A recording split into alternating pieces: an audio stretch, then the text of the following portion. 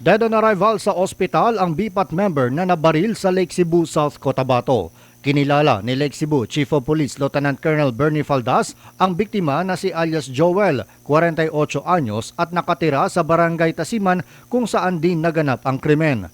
Lumabas sa investigasyon ng PNP na si alias Joel ay nabaril sa dibdib na naging sanhi ng kanyang dagliang pagkasawi. Sospek sa krimen si alias Virgil, 30 anyos na taga-barangay Polonuling, Tupi, South Cotabato.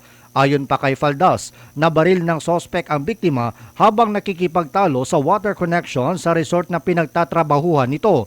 Pinagdudahan umano ng sospek ang biktima na pinuputol o nililihis papunta sa kanila sa halip na sa resort ang supply ng tubig.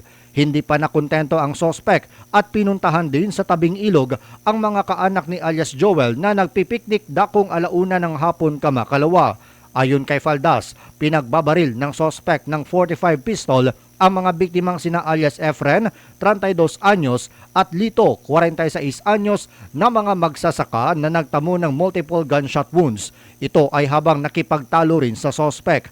Sila ay nagpapagaling pa sa South Cotabato Provincial Hospital sa Coronadal. Inihahanda na ng Lake Cebu PNP ang kaukulang kaso laban sa sospek. Possible for murder sa yung namatay at saka yung nasugatan sir na possible sir na magiging 2 counts frustrated murder. Kumbaga pagpasensya kag-istoryahan ng amayo para masolbad. So peaceful resolution. Si Lake Cebu Chief of Police Lieutenant Colonel Bernie Faldas.